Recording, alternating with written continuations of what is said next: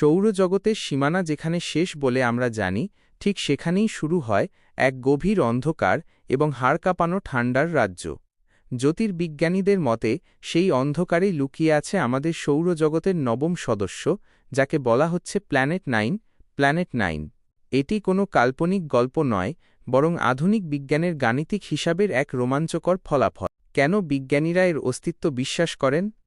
সৌরজগতের একদম শেষ প্রান্তে নেপচুনের বাইরে রয়েছে কুইপার বেল্ট, যা মূলত বরফ ও পাথরের ছোট ছোট বস্তুর একটি বিশাল বলয়।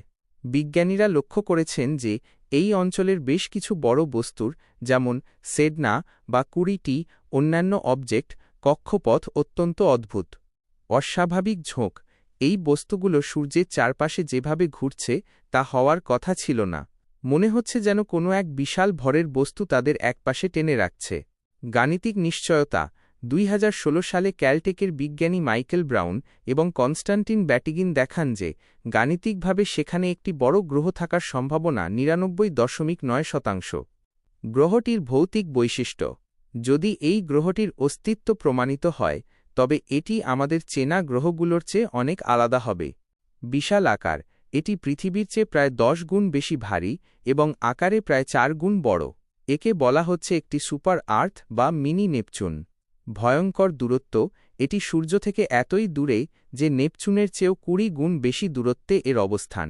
পৃথিবী থেকে সূর্যের দূরত্বকে যদি এক জ্যোতির্বিদ্যা একক ধরা হয়, তবে এই গ্রহটি সূর্য থেকে 400 থেকে 800 একক দূরে। দীর্ঘতম বছর। গ্রহটি একবার সূর্যকে প্রদক্ষিণ করতে সময় নেয় প্রায় 10,000 থেকে 20,000 পৃথিবী বছর। অর্থাৎ মানব সভ্যতার পুরো ইতিহাস চলে যাবে, কিন্তু এই গ্রহের 1 বছর শেষ হবে না। 3.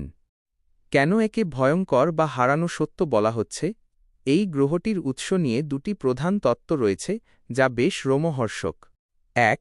নির্বাসিত গ্রহ হতে পারে 4.5 বিলিয়ন বছর আগে যখন সৌরজগৎ তৈরি হচ্ছিল, তখন এটি বৃহস্পতি বা শনির খুব কাছে ছিল। এই গ্যাস দানবদের প্রচণ্ড মহাকর্ষীয় ধাক্কায় এটি সৌরজগতের মূল কেন্দ্র থেকে ছিটকে অনেক দূরে চলে যায়। চুরি করা গ্রহ।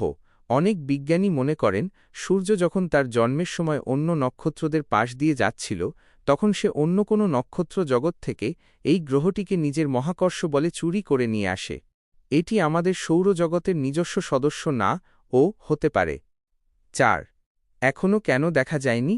এত বড় গ্রহ হওয়া সত্ত্বেও এটি কেন টেলিস্কোপে ধরা পড়ছে না, তার কিছু যৌক্তিক কারণ আছে।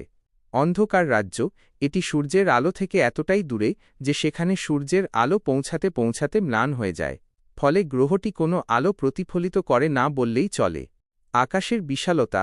এটি আকাশের কোন অংশে আছে তা সুনির্দিষ্টভাবে জানা অসম্ভব। এটি খুঁজে পাওয়া মানে হল সমুদ্রের তলদেশে হারিয়ে যাওয়া একটি সুঁই খোঁজা। উপসংহার।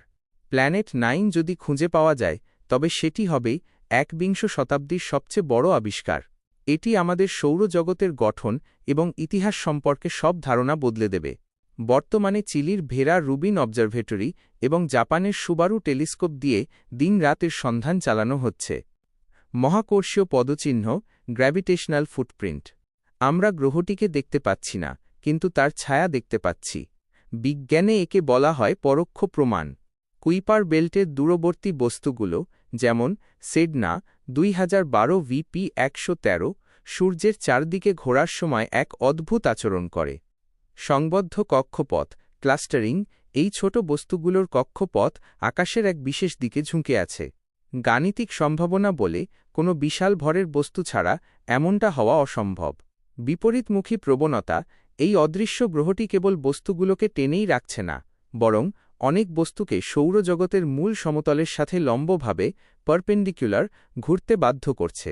এটি একটি বিশাল ভরের উপস্থিতির অকাট্য প্রমাণ। 2. কেন একে সুপার আর্থ বলা হচ্ছে? আমাদের সৌরজগতে একটি বড় অভাব রয়েছে। আমাদের এখানে ছোট পাথুরে গ্রহ, পৃথিবী, মঙ্গল আছে এবং বিশাল গ্যাস দানব, বৃহস্পতি, শনি আছে। কিন্তু এই দুইয়ের মাঝামাঝি আকারের কোনো গ্রহ নেই, যা মহাকাশের অন্যান্য নক্ষত্র ব্যবস্থায় খুব সাধারণ। নিখোঁজ সদস্য। বিজ্ঞানীরা মনে করেন প্ল্যানেট 9 হল সেই মিসিং লিঙ্ক বা হারানো সূত্র। এটি পৃথিবীর চেয়ে বড় কিন্তু নেপচুনের চেয়ে ছোট। গঠন।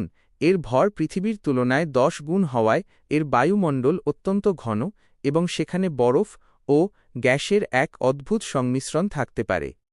3. কক্ষপথের বিশৃঙ্খলা ও ভয়ঙ্কর দিক। এই গ্রহটিকে কেন বিপজ্জনক বা ভয়ঙ্কর বলা হয় তার পেছনে কিছু বৈজ্ঞানিক তত্ত্ব আছে। ধূমকেতুর বৃষ্টি, কমেট রেন, এই গ্রহটি যখন তার বিশাল কক্ষপথে ঘোরে তখন এটি কুইপার বেল্টের স্থিতিশীল পাথর ও বরফখণ্ডগুলোকে ধাক্কা দিয়ে সৌরজগতের ভেতরের দিকে পাঠিয়ে দিতে পারে। কোটি কোটি বছর আগে পৃথিবীর ওপর হওয়া বড় বড় উল্কাপাতের পেছনে এমন কোনো দূরবর্তী গ্রহের হাত থাকতে পারে বলে অনেক বিজ্ঞানী মনে করেন। অস্থিতিশীলতা, কিছু সিমুলেশন দেখায় যে কয়েকশো কোটি বছর পর এই নবম গ্রহের মহাকর্ষীয় টানে আমাদের সৌরজগতের বর্তমান ভারসাম্য নষ্ট হতে পারে, এমনকি কোনো ছোট গ্রহ সৌরজগৎ থেকে ছিটকেও যেতে পারে। 4. বিকল্প তত্ত্ব।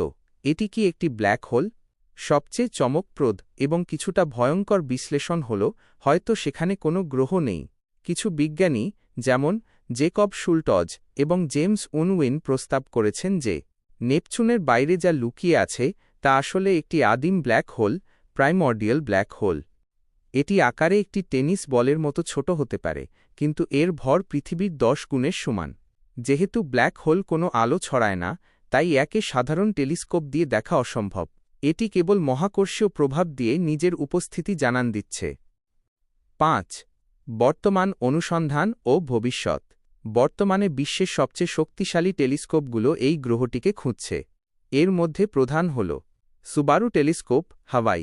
এটি আকাশের বিশাল অংশ একসাথে স্ক্যান করতে পারে। ভেরা সি রুবিন অবজারভেটরি 2025-26 সালের মধ্যে এটি পূর্ণ ক্ষমতায় কাজ শুরু করলে সৌরজগতের প্রতিটি অন্ধকার কোণা আমাদের সামনে পরিষ্কার হয়ে যাবে। সূর্যকে বাঁকিয়ে দিচ্ছে এই অদৃশ্য গ্রহ।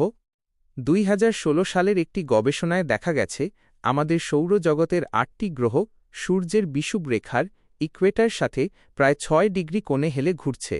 রহস্য, সূর্য এবং গ্রহগুলো একই ঘূর্ণায়মান মেঘ থেকে তৈরি হয়েছিল, তাই তাদের একদম সমান্তরাল হওয়ার কথা ছিল। বিশ্লেষণ, বিজ্ঞানীরা মনে করেন নেপচুনের বাইরে থাকা এই বিশাল ভরের গ্রহটি কোটি কোটি বছর ধরে তার প্রবল মহাকর্ষীয় টান দিয়ে পুরো সৌরজগতের সমতলকে অরবিটাল প্লেন একপাশে টেনে বাঁকিয়ে দিয়েছে। 2. এটি কি একটি আদিম কৃষ্ণগহ্বর, প্রাইমোর্ডিয়াল ব্ল্যাক হোল? সবচেয়ে বিতর্কিত কিন্তু রোমাঞ্চকর বিশ্লেষণ হল সেখানে কোনো গ্রহ নেই।